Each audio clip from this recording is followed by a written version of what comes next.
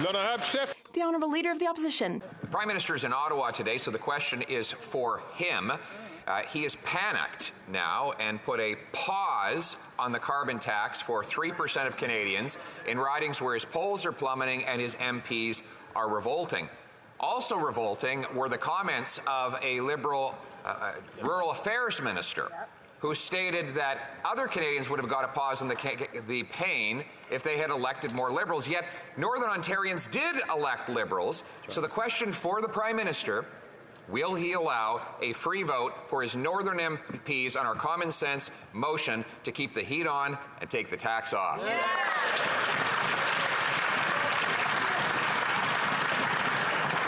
The Honourable Minister. Thank you, Mr. Speaker. As I have explained to the Leader of the Opposition through many different question periods over the past number of days, home heating oil is 2 to 4 times as expensive as natural gas. It accelerated by 75% in 2022.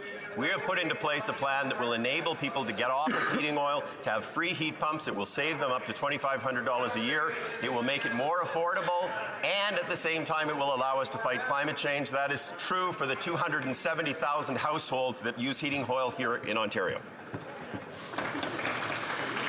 The Honourable Leader of the Opposition. The question was for the Prime Minister, who first was dividing and now is in hiding.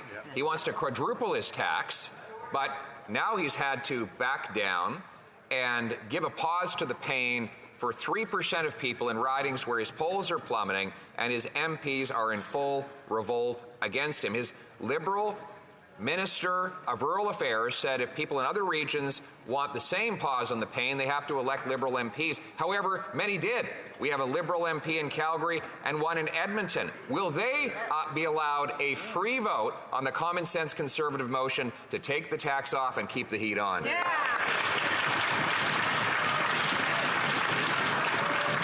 The Honourable Minister.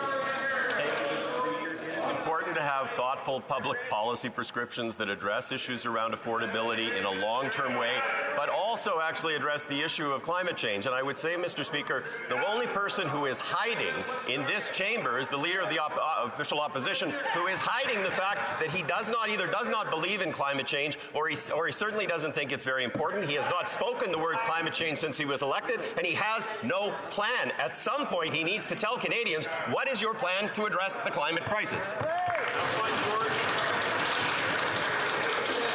The Honourable Leader of the Opposition. Mr. Speaker, I'm right here while the Prime Minister hides and divides. And why wouldn't he hide? After all, he's in panic mode. He first promised to quadruple the tax on everyone, and then after I beat him in that debate, he decided to back down and lift the tax off 3% of people for a short period of time. His Rural Affairs Minister said that if other Canadians wanted the same pause from the pain, they needed to elect more Liberals. Well, Thunder Bay elected 2 Liberals. It's a very cold place. Will the members for Thunder Bay be given a free vote on our motion to take the tax off and keep the heat on?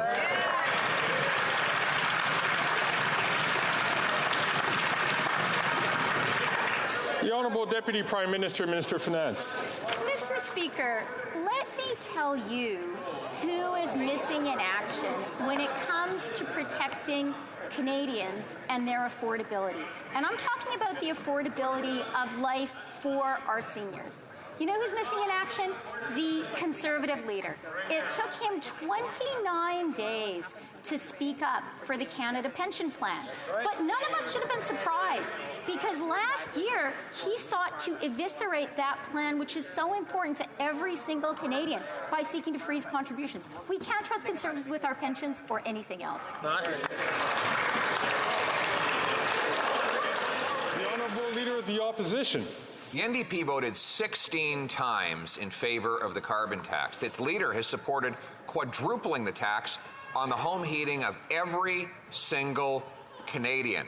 But after working-class union households have been abandoning his party for the Conservatives in droves, he has now flip-flopped. But that has involved the courage of admitting he was wrong. Will the Prime Minister show the same courage and admit he, just like the NDP leader, is dead wrong and vote for our common sense motion to keep the heat on and take the tax off.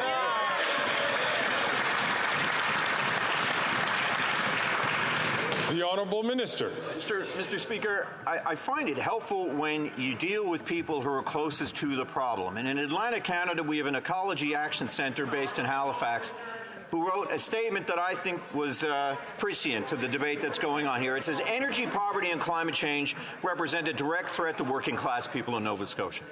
As a society, we must work together to ensure households with low incomes can transition away from expensive fossil fuels to technologies like heat pumps that are cheaper, better for our health, and afford us the comforts associated with heating and cooling. Policy makers are finally rising to meet the challenge, Mr. Speaker. The Honourable Member from Regina Capel. After 8 years, the Prime Minister is just not worth the cost. Now he wants to quadruple the tax on home heating, gas, and groceries. But he decided to pause the pain for just 3% of families in areas where he's plummeting in the polls and his MPs are revolting. The Liberal Rural Affairs Minister said that if people on the prairies wanted a break from the carbon tax exemption, they should have elected more Liberal MPs. Well, the people in Sudbury did elect a Liberal. I visited there last week, and people there want to know why their MP has been unable to get them a pause on the pain. So simple question for the Prime Minister. Will he allow a free vote for the member for Sudbury on our motion to take the tax off and keep the heat on?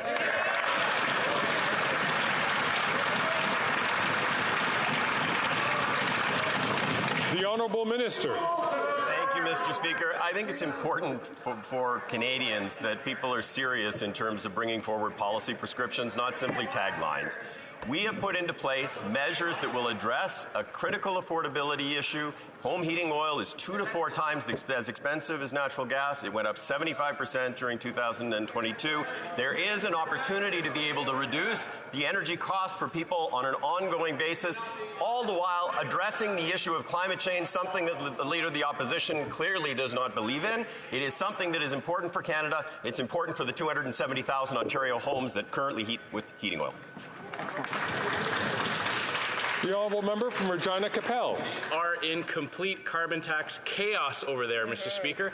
Their pause on the pain doesn't apply to 97% of Canadians, and it punishes those who use cleaner Canadian natural gas and propane to heat their homes. What did the Liberal Rural Affairs Minister have to say? She said, well, if people in other areas want the pause too, they should elect Liberals. Well, the people in North Bay did elect a Liberal MP. So again, to the Prime Minister, Mr. Speaker, will he allow a free vote so that the members from North Bay can vote on our motion to take the tax off and keep the heat on?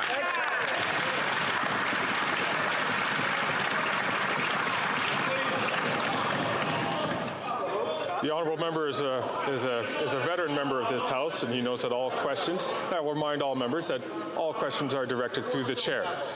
The Honourable Parliamentary Secretary. Thank you very much, Mr. Speaker. And as I said last week, it would be great if in this House we could have debates about how we fight climate change, not whether we fight climate change, because in 2023 it's really not an option. It's an existential threat, and we're living in a climate emergency. And Canadians know how important it is to fight climate change, and they know that on this point the Conservatives have absolutely no plan. When you don't have a plan for the environment, you don't have a plan for the economy, Mr. Speaker, those Conservatives continue to be risky and irresponsible, and they're certainly not worth that risk.